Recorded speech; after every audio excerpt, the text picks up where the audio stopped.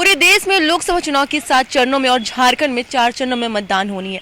वहीं झारखंड में 13 मई को पहले चरण की मतदान 4 सीटों में हुई है, जिसमें लोहरदगा, सिंहभूम, खूंटी और पलामू शामिल है। वहीं आज वोट के बाद जेएमएम और कांग्रेस की कुछ टीम निर्वाचन आयोग पहुंची और इस बीच उन्होंने निर्वाचन आयोग के मुख्य पदाधिकारी के रवि कुमार को ज्ञापन सौंपा है। ऐसे में क्या कुछ कह रहे हैं कांग्रेस और जेएमएम के लोग, आइए सुनते हैं।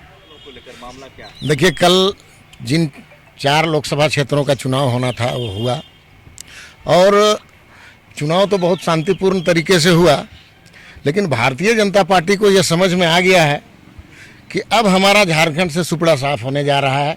इसलिए ये लोग तरह तरह के हथकंडे अपनाते हैं और ये लोग सभी लोकसभा सीटों में, 4 लोकसभा सीटों में मोदी जी के 400 पार के गारंटी का कार्ड के साथ पर्ची बांटने का काम किया, जो चुनाव केंद्र तक गया लोग, और ये घोर चुनाव आचार संहिता का उल्लंघन है।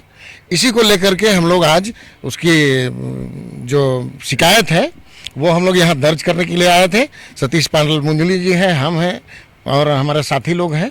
हम लोग अपनी बातों को उनके समक्ष लिखित रूप से और पेन ड्राइव में करके दे दिए हैं और निश्चित रूप से हम उम्मीद करते हैं कि इस पर भारतीय जनता पार्टी के इस कृत्य पर निश्चित रूप से चुनाव आयोग कार्रवाई करेगा और इनको सबक सिखाने का। ये घबराहट में बहुत सारा चीज़ कर रहे हैं। आज 4 लोकसभा का चुनाव हुआ है, कल फिर 5 का होगा, फिर तो इस तरह से 14 लोकसभा का चुनाव होगा और ये लोग पर्ची बांट लें, पर्ची साट लें या कुछ भी कर लें, इनका कोई काम होने नहीं जा रहा है। अब झारखंड से यहाँ की जनता पूरी तरह से भारतीय जनता पार्टी, नरेंद्र मोदी और उनकी सरकार को नकार चुकी है।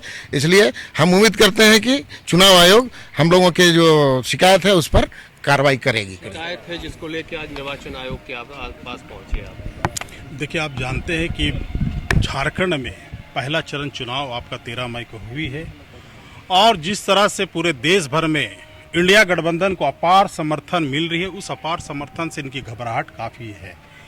और जिस तरह से आप देखें कुछ इन्होंने चुनाव आचार संहिता का पूरा मजाक उड़ा के रख दिया है।